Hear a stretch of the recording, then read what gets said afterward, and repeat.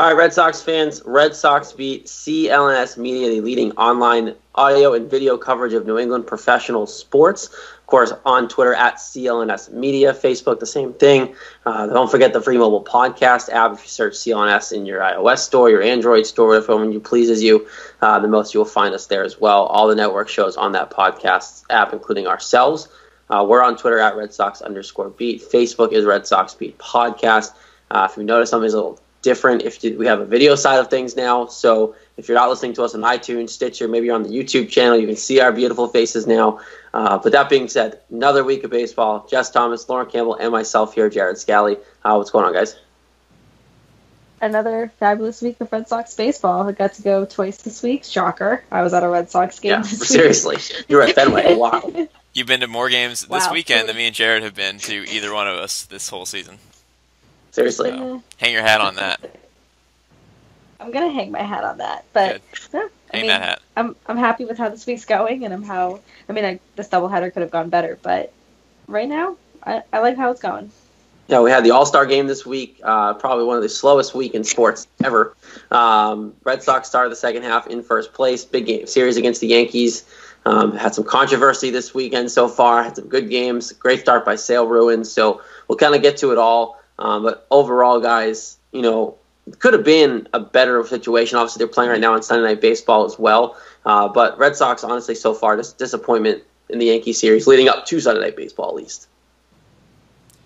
Yeah, it's definitely disappointing, and I predicted a much better week than what they had even through these 4 games. But, you have to think that it's the Red Sox Yankees. They're going to be on their heels for the rest of the season, regardless of where they are in the standings. So, it's going to be an interesting next couple weeks. Yeah, you lose a 16-inning game and you get shut out. It's just, you play, 30-something innings in 2 days? That's absurd. You play 16 innings a night before you're playing 2 games, 18 innings? That's nuts. Yeah, no, it's absolutely ridiculous how fast that went. And it was funny because the game that went 16 innings, and we'll get to Jess's recap in a second here, it went 16 innings. I watched that game, half of it, I went out for a friend's birthday up in Portsmouth, New Hampshire, up here, if you know the area, you know what I was doing down there. And all of a sudden we got to the bars, and it was like in the 14th inning. I'm like, wait, they're still playing this game? Like, what is this? And come to behold, Kimbrel blows a save, blah, blah, blah, and we'll get to it. But, tough situation for the Red Sox there. Let's recap the short week that was. Jess, break it down. Give us a recap here. First video recap, so no pressure. But, let's do the recap here. Let's kind of figure out what went on with this team, and we'll get you caught up on everything Red Sox baseball in the start of the second half here. Yeah, so it started on Friday. We'll go back to the All-Star game later on Tuesday. But starting with Friday, Red Sox-Yankees, 4 games in 3 days. Nothing more exciting than that. And Game 1 lived up to the billing. This game was very interesting, down to the nuts and bolts at the beginning of it. Gary Sanchez got the scoring started in the 3rd inning off Drew Pomerantz with an RBI single, but then very quickly, bottom of the 3rd, Hanley Ramirez cracked a 2-run homer. Mind you, off a lefty, because he just loves to prove people wrong, apparently, at this point. And that made it 2-1 at that point. An inning later, Dustin Pedroia made it 3-1 with an RBI single. But then, after that point, the Red Sox didn't score again until the 9th inning because Jordan Montgomery was awful in this game, but the Sox bailed him out by stranding 2 runners in the first, 2 runners in the second, and then the bases loaded in that 4th inning after Pedroia gave him the 3-1 lead. So it literally could have been 8 or 9-1 at that point. Wasn't clearly. Which is too bad because half an inning later in the 5th, Pomerantz blew the lead by giving up a single to Brett Gardner to drive in Chase Headley, and then Gary Sanchez, big boy home run derby star, until he lost. He hit a 2-run homer to give the Yankees a lead, 4-3. Destroyed it into the monster. Oh man, it was far. And that was that. And then nobody scored from the 5th until the 9th. The bullpen work was outstanding for both clubs. The Yankees, their relievers struck out 9 guys in 4 innings. Chad Green had 5 of the 6. And then for the Sox, Matt Barnes had 2 completely perfect innings with 2 strikeouts, and Robbie Scott had 1 perfect inning of his own. So the bullpens were just outstanding. Until the bottom of the 9th, and Aroldis Chapman decided to absolutely ruin anything that was wonderful about these bullpens. He came in, and he did not get a single out in the 9th inning. He was so bad, it was almost comical. I'll break it down for you. Mookie Betts led off the inning with with a single, excuse me, not an RBI, to deep short. Gregorius couldn't throw the ball because it was so deep. And then Pedroia hit one in the exact same place, and Gregorius tried to throw out Betts at second base, and his throw was very, very high, and he drew Ronald Torreyes off the bag, so it was first and second with no outs. Then Betts and Pedroia double stealed second and third, and it was second and third with nobody out. And then Bogarts hit one to Torreyes at second base, and he made a bad error. The ball bounced off his chest, tied the game at 4, so that was 2 errors already in the... Well, actually, you know what? They didn't even give an error on Gregorius, even though it was a terrible throw. Probably should have been an error, but 2 bad plays in a row. And then Chapman intentionally walked Hanley to get to Andrew Benintendi, who decided to take an unintentional walk of his own, and that ended the game. It was a walk-off walk. Chapman was awful. He threw 23 pitches. He got nobody out. No balls went out of the infield, and it was a 5-4 win. And guys, this was the first walk-off walk for the Red Sox against the Yankees since Ted Williams in 1956. So to say this doesn't happen much would be an understatement. Fun fact. Love that. I recapped it too, so that was my recap. Fun fact. And I was there that night, so it was definitely a lot of fun to witness that. But my thing is, you would intentionally walk Hanley, which I understand he had the home run early in the game, but you're intentionally walking Hanley to get to Andrew Benintendi, who we know, like I said, every week on the show, who has the plate patience of a saint. So I'm not sure what their mindset was in trying to, walk Hanley to get to Benintendi, because we know that he will wait pitch after pitch. He's not going to hit. He's not going to swing at the first pitch. He's going to wait. He's going to be extremely patient, that we've seen all year. So that was kind of shocking to me, but obviously it paid off. And I need to tell you how loud Fenway was in that ninth inning. It was absolutely insane. Like, it was absolutely wild. I had Yankees fans all around me. My best friend I was with, she was a Yankees fan, so that just made it all the better. But it was just so loud and absolutely, like, everyone was on their feet just clapping and screaming. And for Chapman to blow it just made it all the more better, just because we obviously know what Chapman's capable of. So everything about that ninth inning was just perfect. And you said it too, like, Fenway was loud. I remember the NESN broadcast brought it up. The guys brought it up. And it was loudest they claimed, anyway, the loudest they've heard Fenway all year, which I believe it. It's coming off the second half, a game that you're pretty much dead to rights in, and then Chapman does that. You win the game and don't even get a ball out of the infield, which is pretty uncommon in that case, in the whole inning against a guy like that. And the double steal, I think, is underplayed in all this, with the error, getting the 2 hits, and then having obviously the walk-off walk, which is unique in itself. But, for them to be that aggressive, to take it to Chapman, he's got a slow delivery, and you can take advantage of that, and they did. Got the double steal, didn't even have a throw to third base, puts a guy in second and third. That puts them in the position to have that walk to Hanley to get Benintendi up with the bases loaded. And like you said, Lawrence, got the plate patience of a saint, and the guy took the walk, graciously, and they won the game. And look, the Yankees handed this one to the Red Sox. There's no question in my mind. They didn't earn this. I mean, they did. They played hard, but at the same time, the Yankees coughed this game up, and I guess it's fair considering what happened the next night. But they coughed this game up big time, but I think for the Red Sox, you take that coming on into the second half for sure. Yeah, I mean, Chapman was awful. He threw more balls than strikes. He was all over the place. And yeah, I get it, the righty-lefty matchup. You get rid of the righty into Ramirez to get to the lefty in Benintendi, except he threw more balls than strikes. So what's that doing for you if you walk a guy to get the bases loaded so you can walk in the winning run? I mean, what is that getting you? It's like Girardi should have known at that point, this guy's not throwing very many strikes. So why would you walk the bases loaded so you can walk them and lose? What sense does that make? No, it makes nothing. Like, you should have known, like, when you have Hanley Ramirez up there, I understand it's Hanley, and he was having a good game. He had that home or whatever. You pitch to him at that point. Like, whatever. Like, either way, if you walk Hanley and someone hits a base hit, or you don't walk Hanley and Hanley gets the base hit, who cares at that point? Like, just let Hanley hit the ball. I mean, I understand why you walked him, but at the same time, Benintendi's not any slouch, so I wouldn't have wanted to really face him either. And the Red Sox were in a good situation because of that, but I don't know. I wouldn't have walked Hanley. I would have just pitched to him because, he hasn't been super consistent, right? He struck out a lot this year. He's been that guy. It's just starting to play better. So I would have rather take my chances with Hanley at that point. Yeah, exactly. I mean, if you got like the best strike thrower in the league, fine. I'll take him with the bases loaded, but just strictly because of the balls. I don't care about the matchup. I don't care about left and right. Just strictly because he throws balls. It just doesn't make sense. I'm no manager, but No, it made no sense. I was pretty shocked when they walked Hanley, just because, once you walk the bases loaded, I don't care if you're going for the double play or you're going for a force out at any base. There was nobody out. You don't even get There's double play. no one out. No out. You're still walking the bases loaded, like, as sac fly would have won the game, anything. And it's just, I'm like, I don't understand what the thought process is going on here, because you're walking the bases loaded.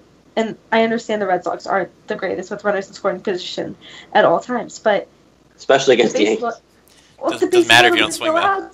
Like, well, true, but it's like the base loaded. There's nobody out. How dumb can you be? Like, you have Benintendi coming up. Who knows what else the Red Sox have up their sleeves? Obviously, they won the game, but it's like, I'll never understand Girardi's thought process and being like, oh yeah, walk Hanley so we can get to Benintendi. I don't get it. Yeah, doesn't make much sense. But, I mean, they're probably losing the game no matter what, because he was awful. So be it. All right, brings us into Saturday's game, the non-scheduled nearly doubleheader game. They lasted 16 innings. Seriously. It's just mind-boggling to me. It's like, oh, you're playing a doubleheader tomorrow? Let's go 16. Yeah, that's what I want to do. So, I mean, I don't mind. I love baseball, but, player-wise, like, those guys playing, man, that's a lot of baseball. So, we'll take you through it.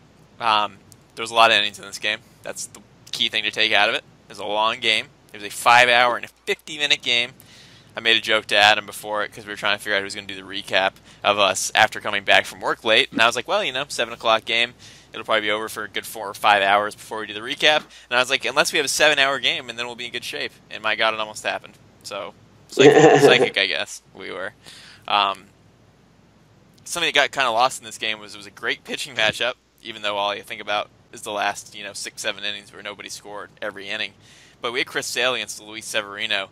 Severino went 7 innings, 4 hits, 1 run, 2 walks, 6 strikeouts. Real good. Sale was even better. 7 2/3 innings, 3 hits, no runs, 2 walks, 13 strikeouts. Yet again, that's all this guy does. He gets strikeouts. Amazing. Those weren't the problems. The problem was that it was 1-0 Red Sox going in the 9th inning because Sale took him there. And then Craig Kimbrell got 1 out in the 8th inning. He got Judge out on a fly ball because they didn't want Sale to face Judge with 100 and however many pitches he had, 114. 118, excuse me. So they brought Kimbrell in to get Judge out. He did, but as we know, Kimbrell doesn't want to pitch in these 8th and 9th innings. He said that himself, yet he still did. And sure enough, it came back to bite because Matt Holliday hit a leadoff home run in the 9th inning into the monster to tie the game at 1. Little did we know the game would go about 4 more hours after that, because literally the game at that point was under 3 hours. It was a super fast game, Sale, Severino dominant, and then, 3 hours later. So, who would have known? But nobody scored in any of the extra innings until the 16th. Just to run you down the line a little bit, Heath Hembry, Robbie Scott, Blaine Boyer, Brandon Workman all worked scoreless innings, 1 inning apiece. Abad got 1 out, and then Fister pitched the last 2 2/3. Obviously, he gave up runs because he's the one who gives up the runs, but all those guys pitched scoreless innings. And for the Yankees, Tyler Clippard, Dellin Betances, Chasen Shreve, Adam Warren, Jonathan Holder, and Aroldis Chapman all pitched scoreless outings. Holder went 3 innings, and then Heller came in for the 16th, and he closed the door after the Yankees scored the 3 runs. So that was Ben Heller. But the game was won in the 16th. The top of the 16th, the Yankees got 3 runs because Fister just ran out of gas. He did good for a while, and then he just couldn't get any more outs. Didi Gregorius got an RBI single, Austin Romine got an RBI single, and Gary Sanchez got a sac fly. And when you get 3 runs in the 16th inning, a little deflating, hard to get back those runs in the bottom of the 16th, 6 hours later. So that was that game. I mean, obviously you don't blow the game in the 9th. Game's under 3 hours long, and you got 2 wins in a row, and you're up 5.5 games. But as it happened, you blow the game, you play 7 more innings, you lose, and then you're back down to 3.5. So not an ideal game. Obviously could have gone either way. Sox been great in extra innings, but was not to be. Do you guys blame the Kimbrell 8th inning thing at all for this? Like, I mean, I don't blame Farrell for putting him in by any means because he should have. But like, do you think that Kimbrel blew the save because in his head, he didn't want to do it and he had to pitch in that situation, or is this just kind of a freak thing? Because I mean, the guy's been freaking amazing for the most of the season. So like, I don't blame. He's gonna blow up at some point for a game, but at the same time, it was in that kind of situation where he has been told, and he's told us he doesn't want to be in. No, I think it's just one of those freak coincidence kind of things. Obviously, he doesn't want to be in that situation, but you kind of have to put him in a situation like that. And I think it was just a matter of time until it happened. Obviously, we know he's been great this season. He's been absolutely dominant. And he's been almost not human-like. And now he's come back down to being human. And it was bound to happen. And it's unfortunate timing that, like, how it happened. But I'm not really worried about it. I don't blame Farrell or anything. We should be able to put Kimbrel in the eighth inning if we need to and count on him for it. Yeah, I mean, it's kind of hard to fault the guy for giving up a run. He basically never gives up runs. He's basically not even human. So the fact that he gave up a run, he got out judged. He did the job in that inning, but what can you do about it? I'm fine with it because I thought they were bringing Blaine Boyer in because he was the last one they showed warming up. They didn't even show Kimbrel warming up. I'm like, oh, they're bringing Boyer in for Judge. All right, let's go. And then I was like, oh, it's Kimbrel. Okay, that's a little better. I probably would have just left Sale in, but I get that he was almost 120 pitches. But it's like, man, if you just get that one more out and save Kimbrel. At that point, you let him face Judge, make him the last batter. If he gets a hit, take him out. Yeah, I think I would have left him in, but hindsight. Okay, then what do you guys make of the whole protest thing? Because this situation was weird where it was the 11th inning, right? I think that's what the inning was, where the Red Sox were trying to double play. Matt Holliday is clearly out by a mile at second base, turns around, runs back to first base, and then slides in the way while Mitch Moreland's trying to come in and get to the bag to catch the ball that Bogarts threw to him to turn the double play. Now, to the normal person, it looks like interference, right? He runs in the way, he comes back and slides. I think the excuse he gave was, I didn't see him catch the ball. I thought he caught the ball. Like, I thought I had to run back to first base. I think it's a load of crap. I don't know how the umps didn't catch it in the first place, that it wasn't interference. They claim after talking it still wasn't interference. I don't know. The Red Sox are protesting it officially, and who knows what will happen after that, because they could potentially replay the game if they win. But what do you guys make of that? Because to me, it was kind of crap, and it looked like it was a terrible call. I mean, I literally didn't see it until right before we started recording. So I knew the game was being played under protest. I knew that, but to actually see the play and see it happen, I'm like I said, I don't know how the umps got it wrong. I don't understand where they went wrong. I don't know if maybe they were just confused with Holiday running back and forth, or if it was, the interference altogether where they were all confused. But I'm like, I don't know how this wasn't called. Yeah, it doesn't make sense. Like, you hit a ground ball, and then the guy running to second goes back to first, and then they end up there at the same time. Obviously, the ball's going to fall somewhere. You're throwing it at two guys while there's a guy trying to catch the ball when there's two guys running at him. What would you do? I mean, of course you're going to drop the ball. It hit Ellsbury. I mean, it's stupid. So obviously it should be a double play. Of course they should both be out. If you're interfering, you're running back to the base that the player is going. That's not legal. You don't do that. After you're clearly out. You were clearly out. Like, right, no questions asked. The ground ball, Bogarts had the ball. He was throwing it that way. If Holiday doesn't go back and slide to the bag, Moreland grabs that ball, no problem. Doesn't hit Ellsbury, it's double play. But I don't even get, after they reconvened, how they didn't catch that. Like, that's ridiculous in my eyes. And look, I think it looks obvious that if the Red Sox do protest it, there's a really good chance they could win this. And then from there, who knows? Like I said, could redo the game, whatever they decide to do with it. But it was kind of obvious. So if they decide, like, they protest this game or whatever, do they play from the 11th inning, or like, do they replay the whole game? Like, what happens if they decide to replay the game? It would go to the 12th, I believe, because they would make it like that happened. So I think they'd start at the 12th or the bottom of the 11th or whatever. Bottom of the 11th, right? Bottom of the 11th. That's absolutely so wild to me. So they could play they could play half an inning of baseball. It could be one That's pitch so if everything went the right way. Like, they literally could throw one pitch and be done with it. And that stuff's always so weird because it's like you're going back in time and changing what happened like several days after the fact. That's just weird. But I mean, I didn't even know a protest was a thing. Did you guys know that was even a thing? I knew it was a thing, but I'd never seen it. I've never seen it like in action, but I knew it was a thing because I've heard the term before. I've heard about it, but never have I seen it actually like in action. Because I'm like, what do you mean the game's being played under protest? Like I don't. Yeah, you can protest a game. Like anyone can protest anything really, but in like any office for any pro sport. But playing a game under protest is weird. You always hear it afterwards. Like, oh, okay, they're going to officially file the protest, which they haven't done yet, so they're planning on doing that. But, to hear them say, like, kind of officially make the announcement during the game, yeah, we're going to file a protest. We're basically playing this game under protest. It's kind of a weird situation, but at the same time, I don't blame them because it was kind of obvious. Well, yeah, I know, because like, Gary Cedarstrom, the Yump, was like, well, you can protest it, and Farrell's like, I'll protest. It's like, okay, cool, you're protesting. So, and I read they have until tonight, Sunday night, to file it officially. And it sounds like they're planning on doing it. So I don't see why they'd have to do it over, because it didn't affect the outcome of the game because they didn't score in that inning. I think that's kind of the rule. So I'm not sure why they do it in the first place, but maybe there's some extra rule that is something different that than we don't know about. Yeah, right. I think part of it too is it didn't affect it at that point, but I think because we kind of brought it up and. I don't know. I think there's a thing where they could still, but I don't know. This is me thinking out loud. But I think that there is still one caveat that could let them redo this game, because I don't think Farrell would even bother protesting if that was the case. You know what I mean? Like, if they don't have a chance of fixing it, why bother protesting? But then, like, can you protest anything? Like bad calls, like your review plays that aren't reviewable if somebody gets out? Like, aren't those all protest worthy too? Like, how far do you take this?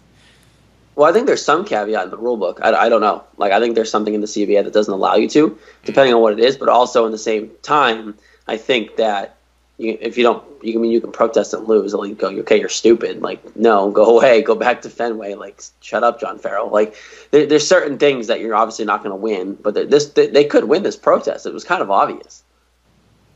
Yeah, and I think that's the whole thing, is that it was an obvious bad call, botched call, whatever you want to call it. So I think that's essentially why the whole protest is happening, is because it was just unbelievably obvious. Like I said, I watched it tonight, and it was just so obvious to me that something wasn't right. Like I said, like, you're gonna run back to first, but you're already out. I don't get the whole thing. Just to get in the way, basically, even though it was not intentional, but who knows? I don't know. But he didn't know he caught the ball, so. Right, but if you caught the ball, then you're already going to be out at first because you're right there. So just run to second, see what happens. Seriously. So pretty dumb. Anyway, pretty exciting stuff. Yeah. So 1-1 series at this point. Back to 3.5 games, which brings us into Sunday, Game 1, which Lauren is also at because she goes to a lot of games. If you hadn't figured that out yet. So this one was a 3-0 loss. Just like the case of Saturday, not much offense. And I believe it was. So they scored in the third inning of that game. So it was 22 straight innings without scoring through this game. Yep. Mm-hmm. Pretty ugly. When you play 16 innings. So this one was a 9-inning game. It was started by Rick Porcello against CC Sabathia, and Sabathia walked 5 guys and give up only 2 hits. So that's 7 base runners, and none of them scored because the Sox didn't score. So terrible run producing there. Rick Porcello went 6 innings, gave up 9 hits, 3 runs, 1 earned, no walks, 6 strikeouts. So, I mean, I'm not going to go too deep into this because I actually missed most of this game, but I can see 3 runs on 12 hits, 0 runs on 4 hits. Lauren, you can certainly fill them in, but the way I see it is Rick Porcello, just another outing with no run support. What else is new? No, that's exactly it. This is his 9th start now where they failed to score at least 1 run. I think it was like 1 or whatever it was. So I'm like, this is absolutely ridiculous. Whenever this guy is on the mound, that they can't score. They can't push runs across the plate. They can't score when they have opportunities. And it's so frustrating being out there, just sitting in the crowd and everyone's cheering, they're yelling, they're wanting you to score. And there's ground ball after ground ball. There's strikeout after strikeout. They couldn't hit it out of the infield. And I'm like, of course they can't. It's Rick Porcello on the mound. If it was anybody else, they'd be hitting home runs. They'd be, smacking it to left field. It was pretty painful to watch this afternoon. Yeah, and I think, watching that game, it was one of those things where you see it, and Rick Porcello was good enough to win that game, and it's been happening for a good point of this year. And we joked about it before. It's like this year is John Lackey, cannot get a run to save his life. And I think overall he hasn't been pitching as great as he did last year, but this is another case in point where CC Sabathia pitched okay, and you win the game if you're a Yankees fan, but if Rick Porcello got some run support, he pitched well enough to win that game if his offense just picked him up whatsoever. Yeah, 3 runs, 1 earned, 6 innings, quality start. Once again, I'm tired of seeing people crap all over him because, yes, I know his ERA is high, but when you don't get runs for your team, it's kind of hard to do anything. I guess, is it just like massive karma from last year where he got tons of run support? They're like, haha, you thought we were going to give you runs? No way. Baseball gods are like, screw you. Rick Porcello, you got a Cy Young award. Now we're going to screw you over. We're going to make everyone think you're terrible because we're not going to score anything ever for you. And I said this last week. It was, he was 4-11, so he's 4-12 now. But you take those 9 starts, just take 5 of those starts where they're not losses. His record changes dramatically. It's unbelievable, just like how quick people are to jump all over him. And it's like, well, here he is, like a Cy Young hangover or whatever you want to call it. But he's pitching well. He's just not getting run support. And I'll say it 100 times over: if you don't score runs, you're not going to win. So people can't be so quick to be like, oh, he sucks and he's not the Cy Young pitcher he was last year. Like, no, maybe he's not, but he's not a 4-12 pitcher by any means. I mean, he gives you a chance to win, and then they decide not to win.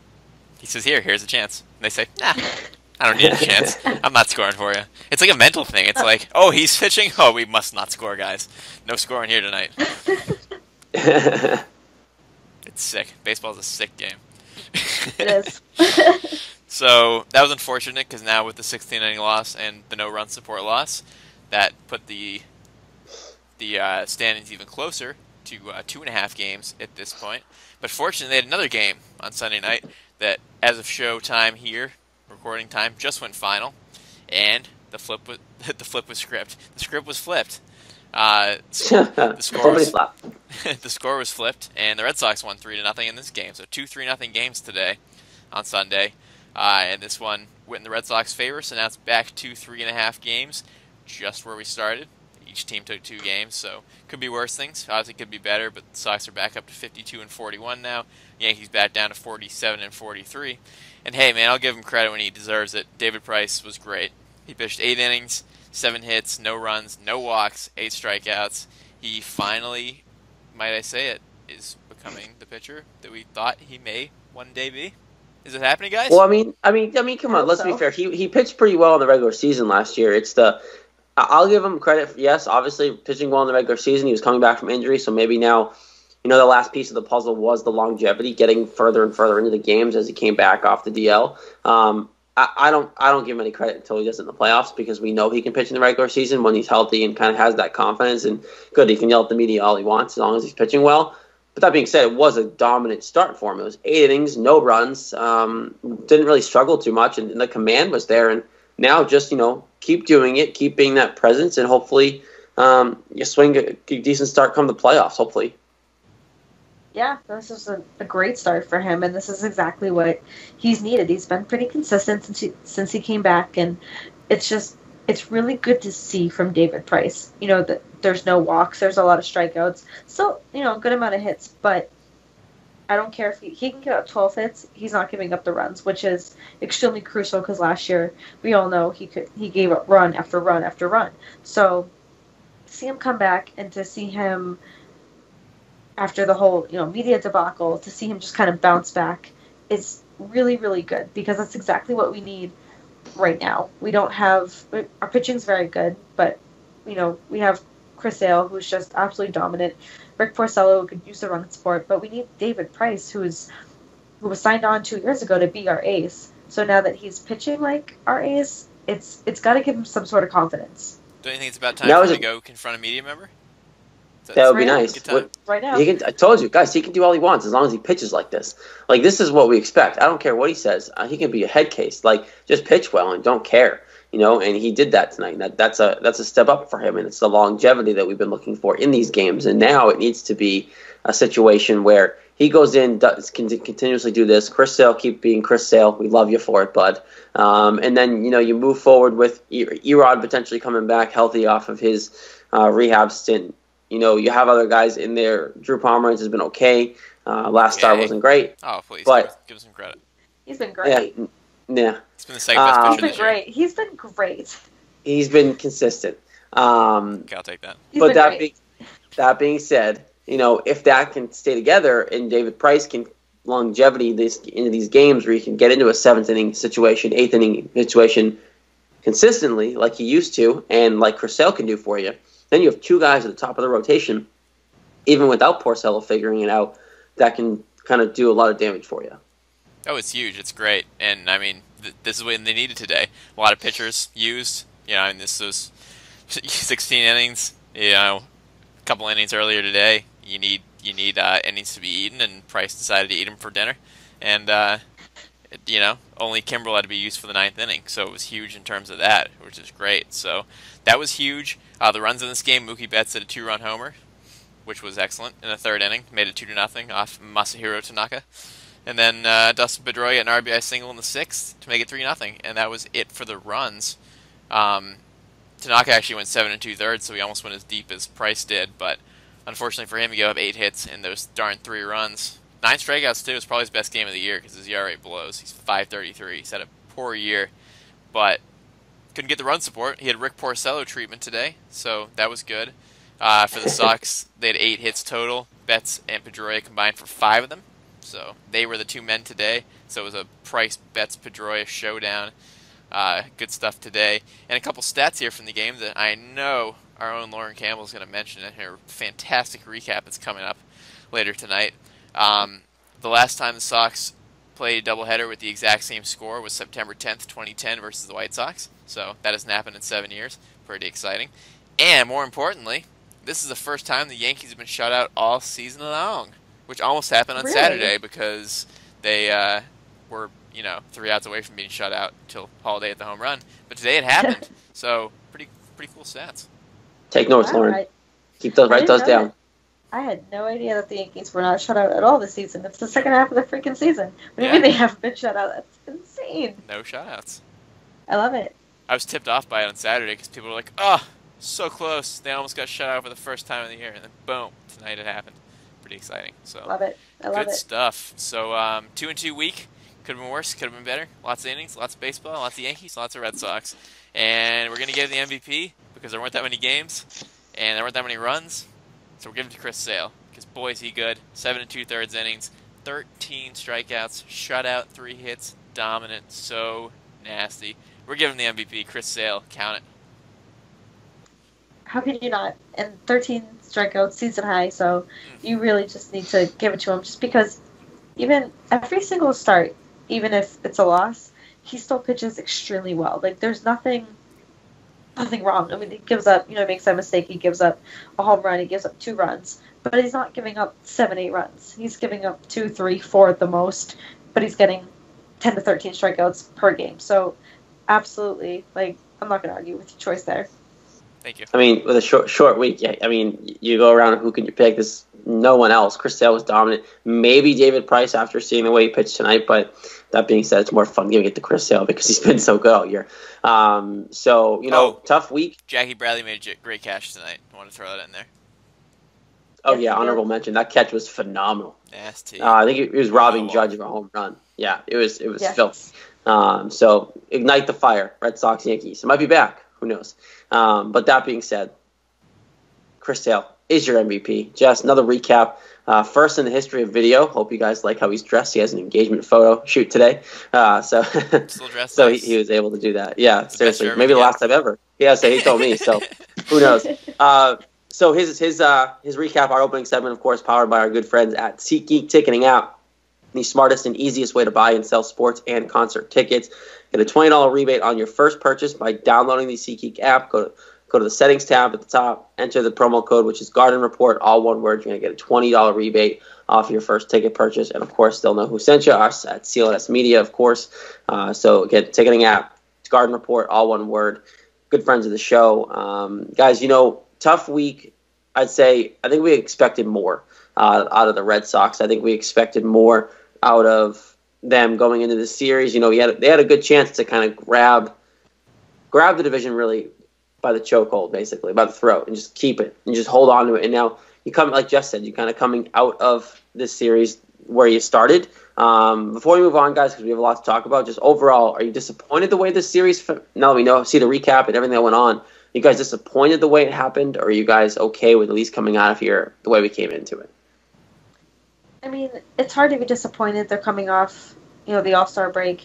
You don't know how people are going to be, well rested or more than rested. We had Sale and Betts and Kimbrel in the All-Star game. So it's always hard to judge the first few games, and especially coming off against the Yankees of all teams. But I will definitely take the series how it went.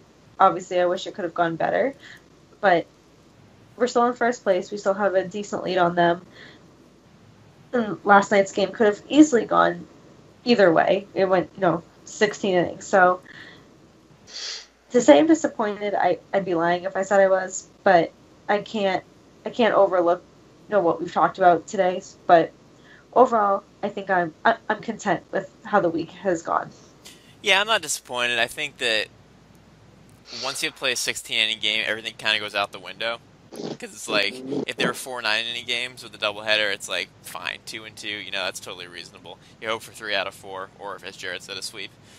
Sweet dreams.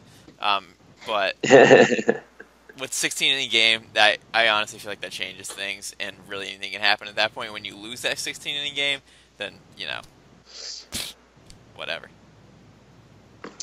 Yeah, no, I want to say I'm disappointed because I think my expectations, obviously, with the prediction, I thought they were going to sweep them, but at the same time, winning 3 out of 4 was so close because of what happened in that in the 16-inning game. So that I think that game was obviously the big difference. But overall, happy to come in out of that series at least somewhat decent into where they came into it. And hey, still in first place. You're still above the Yankees, so kind of a win in my books. And I have a good stretch of games coming up, and we'll get to that a little bit later. But first, let's talk about the big news that happened this week. Pun kind of intended, I guess. But Pablo Sandoval was finally DFA'd this week. No more Pablo on the Red Sox. If you don't know, basically when you get DFA'd, you have an option. You can go to the minors if you want to. They give you that option, and the team has 10 days to decide that, trade you, or they owe you money, basically, and they just outright release you. That's going to be what's happening with the Red Sox. Apparently, Dombrowski said they've been looking to shop him for a while now, and no team's really bit. Why would they? And they offered Pablo Sandoval the option to go to AAA at Pawtucket and play every day and have the opportunity to kind of work his way back into it. But he has enough tenure in the league and years of service that he can refuse that, and did. Said, absolutely not. I'm not going to Pawtucket. I'm not good enough for that. Not enough good restaurants in Pawtucket. Like, why am I going to go there?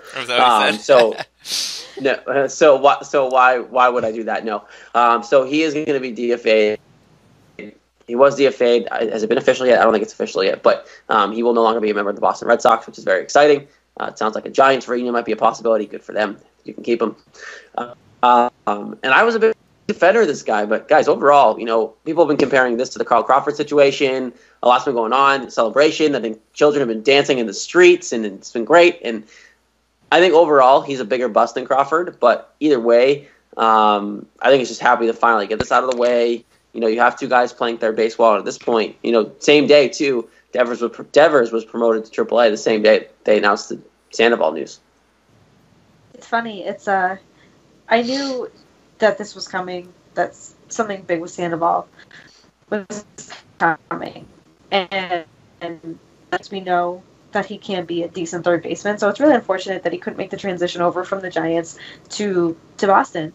But, he's laughing all the way to the bank with the Red Sox. So, good for him for getting his money and getting out of here. But at the same time, I need to applaud the Red Sox for DFAing him, because when I feel like when they DFA'd him, they're kind of admitting, okay, we messed up. This was not the best signing we've had, and I never thought there would be a signing that would make Carl Crawford look better than what it was. So, like I said, it's unfortunate. It's a $95 million bust, and it sucks because I don't want to see any of our players go through what he did, but it was obviously time to cut ties. And with Devers, the only thing that I'm kind of nervous of is them rushing him. I don't think they are, but the promotion coming to AAA, probably September call-up will be coming for him. But it definitely makes me nervous that they're going to rush him and just kind of not destroy his confidence, but it's kind of scary when third base is okay right now. Like, you don't want to rush a good thing. But see, I don't think they even will rush a good thing because, Morero's been playing well against lefties. Lynn's been good. And I think the ultimate sign that they're not going to rush him is they changed Lynn's jersey number. Like, Lynn is wearing number 5 right now. And, people kind of aren't really talking about that as much. But, when you switch a jersey number, especially in the middle of the year, you're not going to send this guy up and down a million times like he's saying. And John Farrell and these guys have said, there's something with Lynn in the locker room and in the clubhouse that can't be ignored. They're naming this guy Lynn Sanity and all these different nicknames. And it's like, he might not be playing every day, but he has something that, Pablo couldn't bring, and just this locker room has been lacking. It's been that quick leadership and something about him. Apparently, we're not obviously in the locker room, unfortunately, but apparently there's something in that the clubhouse sparked around, and clearly they like the guy if they're going to platoon him and change his number, and it looks like that's going to be the plan here until it all else fails. And obviously Frazier's in the rumor mill. We'll talk about that in a minute. But right now, it seems like Devers isn't going to be rushed, which is a really good thing in my eyes. How funny is that Lynn is getting his number changed when he came from AA to the majors? He didn't even go to AAA. Mookie Betts style, so that's pretty cool. In terms of Sandoval, first of all, Jared, I think it's hilarious how excited you are about this because you've been, like you said, you've been backing him for all this time. And then I tried so hard to support the guy. I tried so hard. You guys know that. Really made it hard. I was a big supporter, but how can I support a guy when he just won't try hard, doesn't even want to go to AAA? Like, if he went to AAA and tried to work out of it, I'd support him. Great. I'd want you to get better. But now, good riddance. Yeah. He could give 2 craps about playing in the Red Sox uniform. Yeah, and I mean his rehab stint too. They said he wasn't improving from his ear infection, the flu. He wasn't improving his game even then. So it's like, yeah. So I mean, boy, what a bust! This guy had every chance, and he couldn't stay. I mean, the position was his this year. They said, "Here, take it. We traded Travis Shaw for you," and then he's like, "Nah, you get hurt and be terrible and do all the crap." That made it worse. They didn't give him competition. I know. Like, they said, "Here, have the job." Yeah, like if they kept Travis Shaw, and that is looking worse and worse by the day here, but if you keep Travis Shaw, he's a utility guy at that point. If you really want to start Sandoval, fine, but then you have Travis Shaw as you back up for first, for third. You could have just played first. I love Mitch Moreland. I'm glad you signed him, but like you might not have had to sign Mitch Moreland. If you kept Travis Shaw, he could have played first. There's options there. And then there's other ways to deal with it. I think they screwed the big time on this situation, and they misread Sandoval being in shape over the winter were actually caring. I mean, clearly it seemed like from the start that Sandoval was just happy to rest on his 3 championship laurels and say, "Yeah, whatever. I already won 3 rings." It's like he came here and he paid $50 million to go away, Jess. I know. They literally are paying $50 million to go sit in Florida and eat cheeseburgers. So clearly he's satisfied with not producing here because he's like, I already have my 3 rings. Like, that was the worst, probably. Him winning 3 rings was probably the worst thing that could have happened to the Red Sox because he just didn't care anymore. How did the guy care? It was great because when I told my grandmother that they DFA'd him, my grandmother's the biggest Sox fan there is out there. And she was like, well, it's about time. And he had a sore finger, a sore elbow, a sore soul. The way she was talking about him, she was just like so happy he was gone. You hear her talk about like badly of a Red Sox player. Because she doesn't say a lot of bad things about her anyway, but for her to just unload it, I was like, oh, so this is definitely a bust signing. Yeah, and I mean, I read a story yesterday. It was comparing his signing to all the other ones in both Red Sox history and Major League Baseball. He was comparing it. It was Tim Britton. He was comparing it from a wins above replacement period, and then wins above replacement, like with money involved, like with his contract and how he played and how his like WAR compared to his contract. It was very confusing, and I'm not really too sharp on those kinds of things. But basically, what he came down to with a lot of research was that. Hold on, Jess. Okay. Hold on.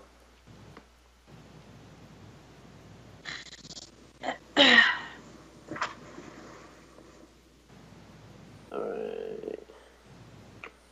Just basically. Start where you said basically is where you can kind of start. Okay. This work. Okay. Good. And go ahead. basically what he found was that just by WAR standards, he is the worst signing in history, period. With how he played, how few games he played, and what his numbers were in terms of offense and defense combined. And then when he put the money into it, he was third worst. And one of those two contracts was A-Rod's $245 million deal with the Yankees because it was so much money and he didn't produce to the level of the money. And basically Tim Britton said the only reason Sandoval wasn't first in terms of money is because the other contracts were bigger. So basically what he came down to was that literally it was like the worst signing ever. Do you guys want to know how much he made per game that he played? Too much. Yes. Well, yeah. $621,000. I'm not going to give I was say it was a lot. $621,000. I like to not think about money in terms of this because it just makes me sad. Yes. About how he can do that, be a fat lard, and make that much money, and we have to work our butts off in everyday life, and not even come close to that every day, and not even come close to that. So it's just ridiculous. I hate comparing everyday lives to them because it's not even close to the same structure of like a blue collar worker versus like a pro athlete anywhere. But I think with this, luckily the Red Sox are a big market team and they can kind of get away with it. You've heard this conversation a lot in at least sports talk in this area, in the Boston area. If you are listening and live around here, you probably heard the conversation. But it's just, does the team, does the league have to look at this as a bigger picture of something needs to change because the players have a lot of power in terms of these contracts and they can just do this and now all this guaranteed money and things like that. Do they need to change something to fix it? And that's another conversation for another night because that could be 2 hours worth of content. But that being said, Pablo Sandoval is gone. You're platooning at third base. Really two options. One, you keep that going. I don't think Devers is really an option until September. I don't think it's even worth it. Or you trade for help. And it sounds like Todd Frazier's pretty much through the Red Sox clubhouse door except for logistical issues and how much they want to pay for him. There's been a lot of rumors. There's been a lot of reports about Todd Frazier. The White Sox are clearly dealing away. They just traded Quintana to the Cubs, who actually pitched really well tonight for the Cubs. Luckily for him, didn't have to move too fast to play for his new team. But, with this situation, Todd Frazier might actually be a really good fit, guys. I think that, he's not hitting that well for average, but I think it's a little deceiving of what he can do. He's solid third baseman. Obviously, it's for power, and I think for what you can probably get him for, it's probably worth it because if you really want to contend with the team you have this year, a platoon at third base with two really young guys isn't going to help. No, but my only concern is I don't want them giving up too much to get somebody who's hitting 210 right now when Sandoval was hitting 212. I'm not trying to compare like apples to oranges or whatever, but my only concern is them giving away too much. And, the whole Tyler Thornburg thing, we still have yet to see him pitch, and for a guy that we gave away, and look what he's doing now. So that's my only concern with that. And I've said it the last 2 or 3 weeks that third base, we're doing all right. So there's no, I don't think there's an immediate need for a third baseman, especially when we have Devers in the minors. There's a lot of question marks around that for me right now. Yeah, I like the platoon because Marrero and Lynn have done really well. Marrero's hitting like 450 in the last 3 weeks. He's been an absolute tear. And then, Lynn is, he's gotten some big hits. He's gotten a couple triples, playing good defense. So, they've been good. I do like Todd Frazier in terms of power. He's hit 16 home runs this year. And as we know, Red Sox aren't doing a whole lot in the power department as they're last in the AL in home runs. So I like that. I don't like his 210 average. I don't like his 247 career average. But the power's good. And like Jared said, it's, if you're going for a pennant race and you got a platoon at third base of two really young guys, how well is that going to work out? Maybe not so well, but I love the two guys, man. They're fun. They really made it exciting. Brock Holt, too, he's back. He came back today, so. Yep. But see, I'm not even saying I hate watching those guys. I love the idea right now. But it's just if they're thinking improve this team, if they're really being buyers for a legit opportunity, then I wouldn't trust two young guys to save my life in October in the ALCS game to go to the World Series platooning rather than a guy who's been there who can hit in the clutch. You know what I mean? So it's worth that if you can get it for a decent deal. I agree though, with you, especially with you, Lauren, when you said it. He has a track record right now of throwing away our farm system and not producing at all. So don't give up too much for him. But if you can get Frazier here at a decent price, and it sounds like that's really where the conversation is at this point for everyone that's talking about it, reporting on it in the area, it's really just a matter of price. And I think if the price is right, why not take a shot on a guy, at least for the rest of this year, because Devers could even be up here every day come next year. I mean, I'd hope to see him every day next year if he's ready. But, I mean, I wouldn't mind seeing Frazier here. It's not that I don't like the guy. I just worry about Dombrowski giving too much for too little. Not to go off topic here, but you said the Price is Right. Did you guys see the commercial with Price Right and Sale? Yes, No. love That it. was so fun. You haven't seen that? Absolutely love it. No. Oh my god, you gotta see it after the show. That commercial is fantastic. Yeah, it was David Price, Chris Sale, and It's on sale. Oh, but it's a month. It's like, oh, right. it's so great. So funny. Yeah, check it out. Everybody out there, check it out if you haven't seen it, because that just sparked my memory, and it was so funny. They did a great job in it. So sorry to you said the Price is Right, and I was like, Price Right and Sale. No, Price is Right. No, it's on sale. Okay, how much is it? No, it's on sale. It's okay. Oh, it was so great. No, so good. It was amazing. I'm so happy you brought that up. But yeah, look, I think let's try to get back on topic. The platoon could work for now. I think it is working, right? I think that it's fine. They're doing well there. Like you said, Moreira's raking right now, last few weeks. So let it work, but at the same time, in the next couple of weeks, you have an opportunity here to do something. Now, if I had a priority, I'd rather you get bullpen help at this point, because if you're going to get something, especially Joe Kelly went on the DL. So who knows if it's 10 days, but who knows if that might linger. You don't know, because it doesn't sound like Carson is coming back at all now for this year. So that's going to blow up in your face. I know Jess's reaction is awful. It's terrible. It's terrible. It's not good. Seriously. So the bullpen might be where you want to start. But at the same time, if there really isn't anything out there worth going for, and you can bring in Todd Frazier for cheap, I'm all for it. But you guys got to think that if they're going to make a move, it's got to be the bullpen at this point. Yeah, this Joe Kelly thing is very frustrating, because he was great. It's very weird. Well. Yeah, they were like, "Oh, he's our 8th inning guy. He's going to pitch more than every other day." Blah blah blah. They were so into it, and they're like, "Guess what? He's on the DL with a strained hamstring." Where'd that come from? I was just out and about, and I get the alert. It's like, oh, Red Sox play Joe Kelly on the DL. I'm like, why? Oh. Like, what happened? Like, and we know he's a flower too, so it's probably gonna be like 3 months. Yeah, seriously, he might as well be Clay Buchholz. How fragile he is. Yeah, that's exactly what concerned me, because I was like, oh no, right after the All-Star break, and right when he's been pitching well all season. So I'm like, great, like this isn't going to be a 10-day thing. I have a feeling it's going to be like a 10-12 week thing, which is extremely concerning, because where we're at in the season. 10-12 weeks is going to put us at the end of the season, and we need bullpen more than ever, because we see what they can do. We see what they're capable of when our starters, even when they go 7 or 8 innings, we see what they're capable of even when they can go 4 or 5 innings. See, the one thing that has me optimistic, I know, shocker me, with Joe Kelly, is the fact that he's not a starter anymore.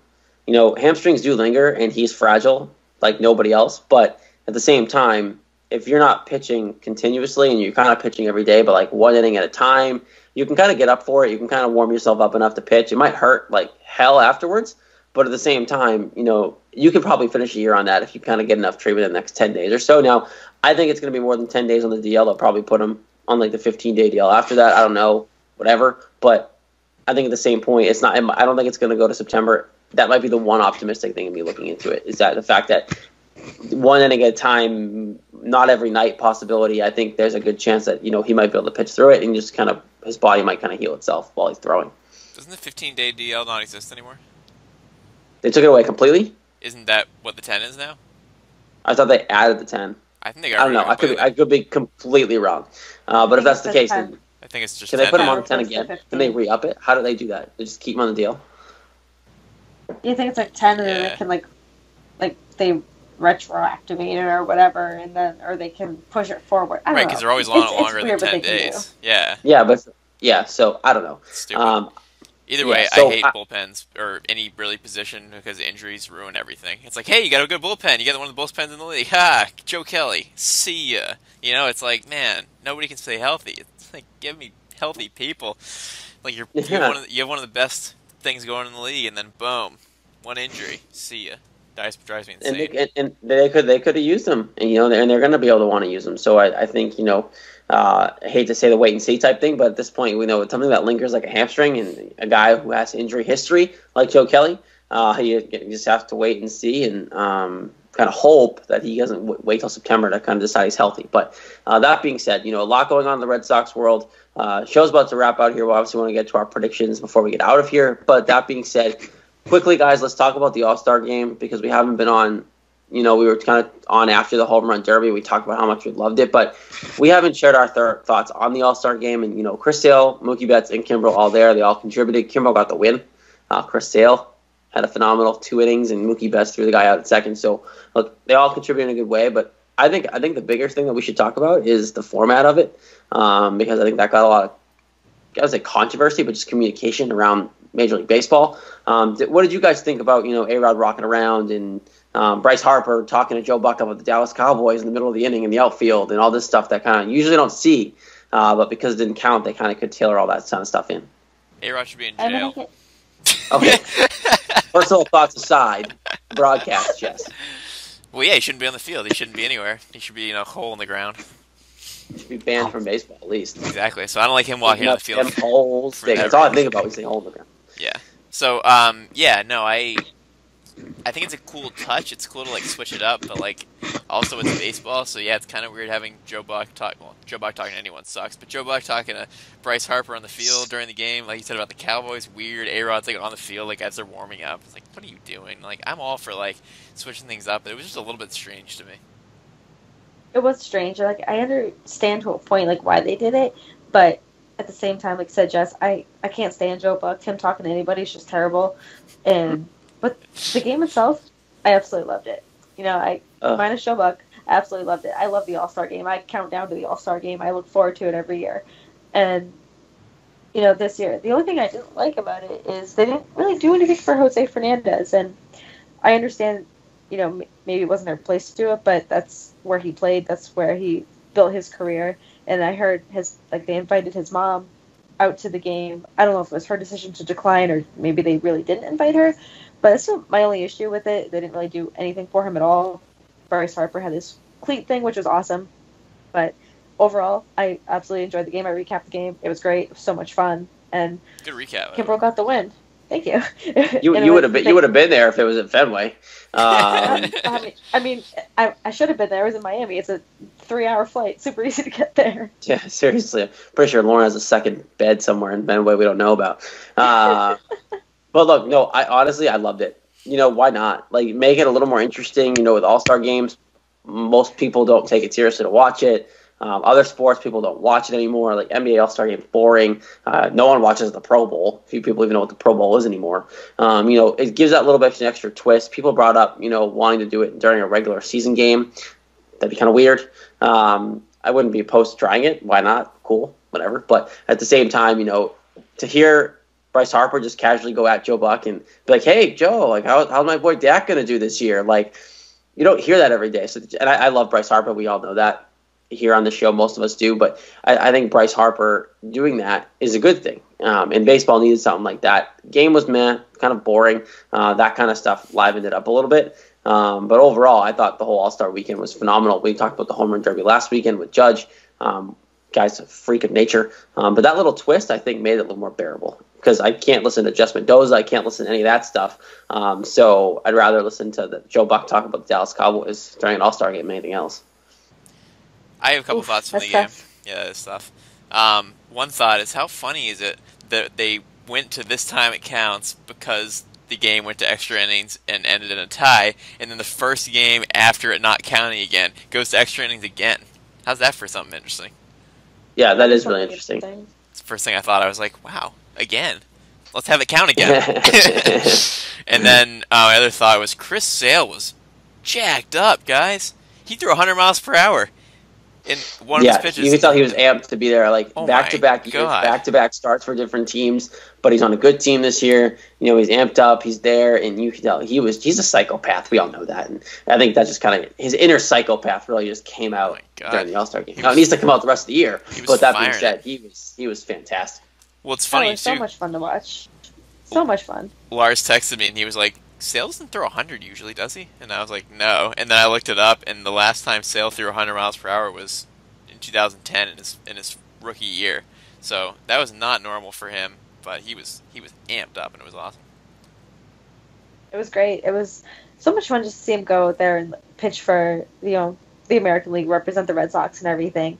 Real quick, I do want, we've seen it all over Twitter. I'm sure you guys have too. Jared, I know you've talked about it too, but like, how bad is Jess Mendoza? And I know this is from like Home Run Derby, but I've seen so many people like ridicule her because of how she is as an analyst, and I've got the people jumping in on Twitter like, "Oh, you're just saying that because she's a woman." Like, no, they're saying it because she's not good, and it's nothing against. She's very good at like she knows what she's talking about. She's very knowledgeable. Her prep is absolutely insane. She's so good at what she does.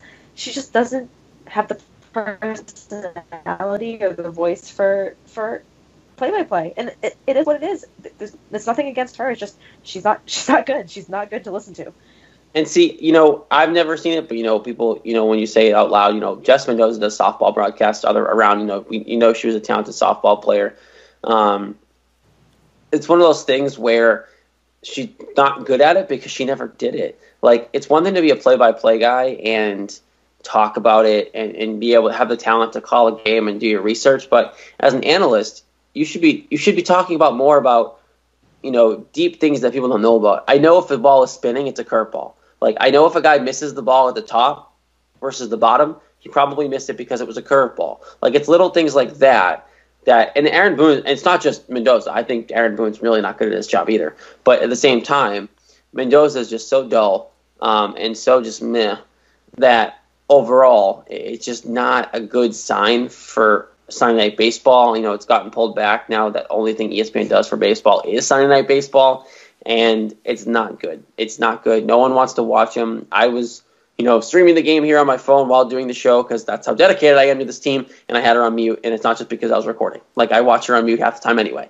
When I watch Sunday Night Baseball, I choose not to turn her on. Like, it's at the point where it's really hard. In the Home Run Derby, it was, I don't care. Like, she was screaming, "Oh my God, look at the guy's reactions. Look at the guy's reactions." And I'm like, you sound like a little high school girl going, "Oh my God, look at those cute boys over there. Look at the way they're reacting." Like, that's how she sounded. And it just doesn't come off as professional. And she can do as much research as she wants, but you can't change how meh her voice is. And it's not because she's a girl. Like, it's not at all. Like, I don't care. Whatever, you do you. But like, if you're good at your job, do it. But she's not. And I think, ESPN made a big mistake hiring her. Obviously, they had to fire Schilling, but I think Kurt Schilling was a lot better than what's going on.